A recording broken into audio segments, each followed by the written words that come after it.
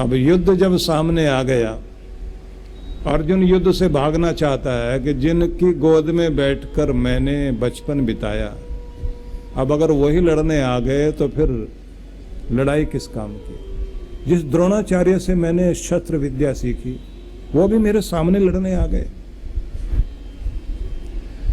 सारे रिश्तेदार आमने सामने खड़े हैं लड़ाई लड़ने के लिए। ये कैसी लड़ाई है?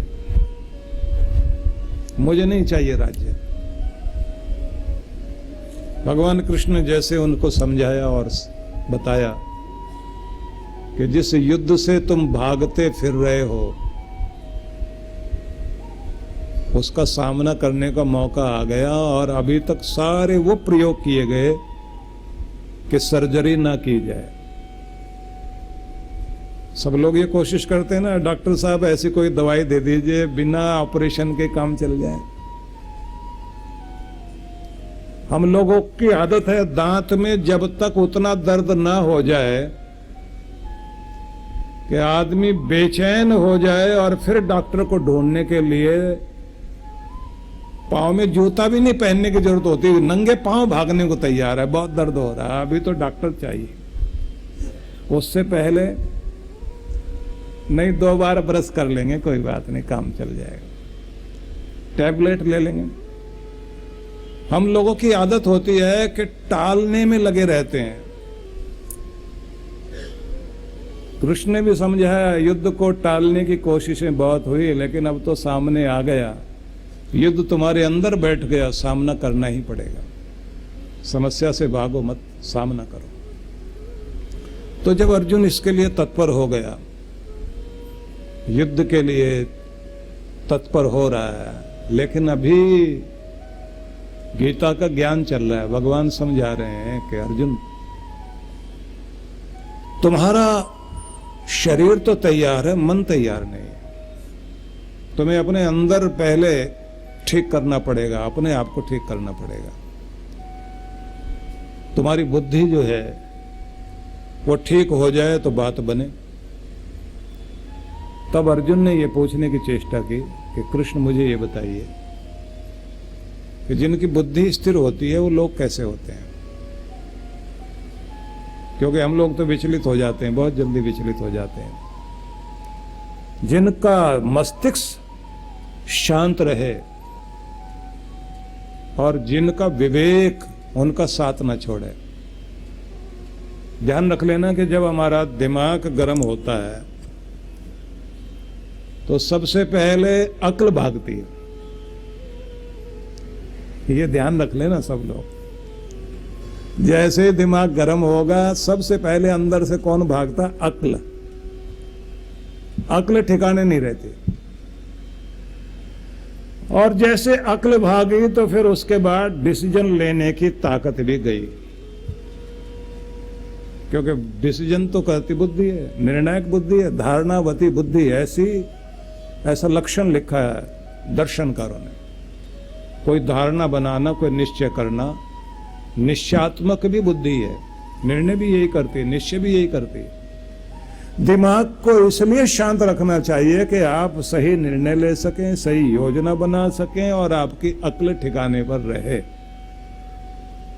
जैसे ही अक्ल भाग जाती है तो उसके बाद गड़बड़ होनी शुरू होती है, और फिर आपके अंदर का जो इतने समय से न जाने कितने योनियों से होकर, जानवरों के चोले से होकर आए ना, वो सब का प्रभाव अंदर होता है। फिर वो जानवर वाला रूप जागता है। कोई गर्म कर दे ना अंदर से और गुस्सा दिला दे खूब, उसके बाद जो गालियां निकलती अंदर से, उसके बाद जो आदमी विस्फोट करता है, लोग कहते हैं उम्मीद नहीं थी आपसे, आप ऐसी भाषा बोलोगे, आप ऐसा व्यवहार करोगे, निकल आता है बाहर। और ये कमाल की बात है कि अगर लोग भी देख रहे हो तो गुस्सा निकालने का तरीका ढूंढ लेता है आदमी। कोई एक चर्च के पादरी थे, जिस दिन उनको बिशप बनाया गया, सम्मान दिया गया, तो उनके स्वागत में रात्रि भोज का कार्यक्रम रखा गया, डिनर का। गुस्सेबाज बहुत थे वो। उनके जो बड़े थे उन्होंने उसी दिन कसम दिलाई थी कि देखो एक काम करना, तुम्हारा पद बड़ा हो गया, तुम्हारा सम्मान भी बड़ा हो गया, सब कुछ ठीक है, पढ़ाई लिखाई भी बहुत अच्छी है, बस अपने गुस्से को काबू में रखना। उन्होंने कहा बिल्कुल गुस्सा नहीं करूंगा। नहीं, कसम खाओ कि आप गुस्सा नहीं करोगे। उन्होंने कसम खाई कि अब आज के बाद गुस्सा नहीं करेंगे। कसम खा ली गई और रात्रि में डिनर का प्रोग्राम, जैसे रात्रि भोज का कार्यक्रम था। अब ये पादरी साहब ऊपर से सीढ़ियों से उतरते हुए आ रहे थे, लंबा चोगा पहना हुआ, गाउन लंबा, वो पहन के जो है बड़ी शान के साथ इठलाते हुए नीचे उतरे। और इधर जो है बहरे लोग वो सूप वगैरह जो सर्व करने के लिए बड़े बड़े डोंगे लेके जा रहे हैं। उनका एक का पांव जो है इनके चोगे पर पड़ा और ऐसे ढंग से वो जो सूप था उनके ऊपर गिरा। कहां तो लोग जैसे ये नीचे उतर रहे थे, उनके स्वागत में ताली बजाने वाले थे, हाथ ऐसे किया हुआ, और इधर ये नीचे उतरे और इतनी देर में डोंगा हाथ में लेकर आया हुआ बहरा और उसका गाउन में पांव पड़ा और सारे सूप जो है पादरी साहब के ऊपर से लेके नीचे तक फैल गई। अब वो गुरुजी भी सामने खड़े हुए देख रहे, जो उनके मेंटर थे वो भी सामने देख रहे हैं कि इसने कसम खाई भी है, गुस्सा नहीं करेगा अभी। अब वो भी वहां से इशारा कर रहे हैं, शांति शांति शांति रखना। और ये आग बबूला पूरी तरह, ऐसी आग लगी। एक ही तो इस मौके के लिए गाउन सिलाया था, कम वक्त ने वही खराब कर दिया। अब क्या पहने, और ऐसे खराब कर दिया कि अब जो फोटो खींचने के लिए लोग खड़े हैं सामने, अब गुस्सा भी नहीं कर सकते, सब सामने है, पर गुस्सा तो है अंदर, बदले की भावना तो जाग गई। अब इन्होंने लोगों से कहा, भाइयों देख रहे हो इसने क्या किया, अब जो आप लोग कर सकते हो इसका बस कर देना, मैं तो कसम खा के बैठा हुआ। दो चार हाथ तो लगाए दो, खुद नहीं कुछ करेगा, दूसरे को उकसाएगा। असल में तो वो फिर भी समझदार निकला कि उसने कह दिया दूसरे से कि तू ही कर दे कुछ। आदमी तो ये भी भूल जाता है कि मैंने कसम खा रखी, जो मुंह में आएगा निकलेगा जरूर, क्योंकि हमारा अपने ऊपर नियंत्रण रहता ही नहीं है। जितना जितना अभ्यास आप करते जाएंगे अपनी शांति का, अपने अंदर के नियंत्रण का, इसको मैं कहा करता हूं ब्रेक। हर गाड़ी में एक ब्रेक होता है, तो आपके पास भी एक ब्रेक है, विवेक का ब्रेक। बस इसका इस्तेमाल करना शुरू कर दीजिए। जिस गाड़ी में ब्रेक नहीं है वो खतरनाक गाड़ी है, उसमें कोई बैठता नहीं। आपकी जिंदगी की गाड़ी में भी ब्रेक होना चाहिए, और उस समझदारी का ब्रेक इस्तेमाल करो तो आप सफल होंगे। नहीं तो न जाने कहां कैसे किस तरह जीवन क्या रूप ले ले। बहुत सारे ऐसे लोगों के नाम आते हैं जिस व्यक्ति ने, कूपर साहब एक बहुत अच्छे राइटर थे जो इंग्लैंड के थे, जिन्होंने सबसे पहले डिक्शनरी इंग्लिश की बनाई थी। उनके साथ ऐसे हुआ कि उनकी पत्नी जो है वो क्या लिखते पढ़ते रहते थे, उसको बहुत गुस्सा आता रहता था हर समय, पता नहीं क्या लिखते रहते हैं हर समय, ये घर पे ध्यान ही नहीं देते। एक दिन गुस्से में आ गई तो उसने क्या किया कि वो जो उनकी 8 साल की मेहनत थी वो सारे कागज उठा करके अंगीठी में डाल दिए। अब इनको गुस्सा भी इतना आया, ये भी मारने के लिए एक पत्थर लेके आए, गुस्सा बहुत था। और बोल क्या रहे हैं, 1 साल के नहीं 8 साल की मेहनत जलाई है तुमने, और मेरी जिंदगी का सबसे कीमती क्षण था ये, और इसमें कोई दूसरा सहायता नहीं कर सकता। और तुम्हारी मूर्खता से मेरी जिंदगी का कितना कीमती समय जला है। और मारने के लिए जैसे चले, और पत्नी भी ऐसे हक्की बक्की। कि कागज ही तो जलाए हैं, ये आदमी ऐसे कह रहा है जैसे इसको जला दिया हो। तो इसने कहा कि तुम्हें पता होना चाहिए ये डिक्शनरी थी, ये दुनिया की पहली डिक्शनरी है जिसके लिए मैंने रात दिन 8 साल लगाए अपने, और पत्नी तो सहमी खड़ी हुई और ये पत्थर लिए हुए हाथ में। अब वो कुछ बोल नहीं रही, वो तो बचाव में दोनों हाथ ऐसे किए हुए। अचानक इसको न जाने क्या सूझा, पत्थर फेंक दिया और पत्नी की तरफ ये कहकर के सॉरी, मुझे पत्थर हाथ में नहीं लेना चाहिए था, क्योंकि तूने तो जो करना था कर दिया, लेकिन मुझे जो करना चाहिए वो इस तरह से नहीं कि इंसानियत नहीं छोड़नी चाहिए। जो कुछ हो गया वो वापस लौटेगा नहीं। आंख में आंसू, और अपने घर के आंगन में जो ग्राउंड था उसमें जाके वो खड़े हो गए, लंबे गहरे सांस लिए। पत्नी सामने घुटनों के बल बैठ गई, सिर झुका के बोली, मुझे माफ करो, मैं गुस्से में थी। मैंने सोचा कि वो कुछ करूं जिससे तुम्हें ज्यादा दर्द हो, कि गुस्से में आदमी वही कुछ करता है जो सबसे ज्यादा दर्द पहुंचे, जिस चीज से, जिससे आपको पिंच ज्यादा हो वो बात करता है आदमी, और फिर वो डोज बढ़ाता जाता है जब लड़ाई चलती जाती है ना।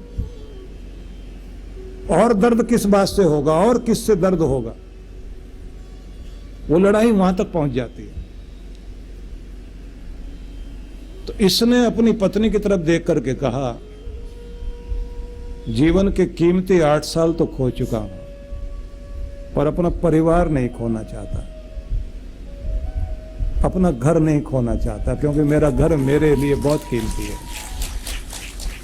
उसके बाद उसकी पत्नी ने उससे कहा कि मुझे नहीं मालूम था तुम इतने समझदार, इतने ऊंचे इंसान हो। मेरा तो गुस्सा क्षणिक था और मैं समझ सकती हूं कि कितना बड़ा नुकसान मैंने कर दिया है, पर तुम्हारी समझदारी बहुत बड़ी है। मेरा चुनाव जिंदगी का सबसे कीमती चुनाव है कि मैंने तुम्हें पाया, ऐसा ऊंचा रिश्ता मैंने पाया कि मुझे तुम मिले। उसके बाद उस व्यक्ति ने अपनी डिक्शनरी लिखी, तो अपनी पत्नी का नाम भी उसमें दिया कि हम दोनों ने मिलकर इसको तैयार किया है। मैं आपसे ये कहना चाहता हूं कि ये जो ब्रेक आप इस्तेमाल करते हैं ना, ये बहुत कीमती है। ये आपकी जिंदगी भी बचाता है, ये आपको बड़ा बनाता है, ये आपको सफलता दिलाता है। गुस्सा कर लेना आसान है, लेकिन ब्रेक लगा पाना यह आसान नहीं, और जिसको यह आ गया वो दुनिया में बड़ा आदमी है। और इसकी कोशिश करिए। हम अपने जीवन को अगर कीमती बनाना चाहते हैं, ठीक है, गुस्सा भी जरूरी है, लेकिन गुस्से का मन्यु वाला रूप जरूरी है। मन्यु वाला रूप वो होता है जिसमें सुधार की भावना होती है, विनाश की नहीं, जिसमें प्यार भी छिपा हुआ है, लेकिन कभी कभी किसी बात के लिए डांटना होता है, समझाना होता है, लेकिन उसको आप राक्षस वाला रूप नहीं दो। अगर वो राक्षस वाला रूप दोगे आप, तो फिर विनाश होता है। तो अर्जुन ने पूछा कि कृष्ण से कि जिसकी चेतना अडोल है, जिसकी बुद्धि स्थिर है, जिसका मस्तिष्क शांत है, वो लोग जिनका ध्यान गहरा होकर समाधि तक पहुंच गए, ऐसे लोग उठते बैठते कैसे हैं, चलते फिरते कैसे हैं, उनका जीवन कैसे होता है, कृष्ण मैं ये जानना चाहता हूं। जो मैं चर्चा शुरू की है, मैं आपको ये बताना चाहता हूं कि गीता के 18 अध्याय हैं, और गीता के 18 अध्यायों में 18 ऐसे श्लोक हैं जो बहुत ही अद्भुत हैं। उन 18 श्लोक को अगर आप अपने जीवन के साथ जोड़ लें तो गीता आपकी जिंदगी से जुड़ जाएगी। बस ये 18 श्लोक तो बहुत अद्भुत है, इसलिए वो 18 श्लोक ही आप तक पहुंचाने की चेष्टा करूंगा। गीता में कुछ चीजें बहुत अलग तरह की हैं। एक तो 12वें अध्याय का वो जो अमृताष्टकम, 8 अमृत जो है, कृष्ण भगवान ने जो 8 अमृत श्लोक दिए, जिनमें उन्होंने ये कहा कि अर्जुन मैं तुम्हें उनकी पहचान बताता हूं जो मेरे सबसे ज्यादा लाडले हैं, जिनको मैं प्यार करता हूं। मुझे प्यार करने वाले तो बहुत होंगे, लेकिन जिनको मैं चाहता हूं उनकी पहचान बताता हूं। तो वो 8 श्लोक हैं। अभी मैं आपको वो सुनाना चाहता हूं कि ये जो 18 दिन चलने वाला युद्ध था, 18 अक्षौहिणी सेना जिसमें लड़ी, 18 महारथी थी दोनों तरफ के। तो व्यास ऋषि ने इन 18 को जोड़ने के बाद महाभारत के 18 पर्व, 18 अध्याय बनाए ग्रंथ के, और उसके बीचों बीच गीता रखी, और गीता के भी 18 अध्याय। और उस गीता के 18 अध्यायों में 18 श्लोक मैं आपको बताना चाहता हूं। बस ये 18 चीजें पकड़िए, आपके जीवन में बहुत अद्भुत कुछ होगा। और इस वर्ष को हम लोग गीता वर्ष के रूप में मना रहे हैं कि ये वर्ष गीता वर्ष बन जाए, हर व्यक्ति की जिंदगी में गीता आए।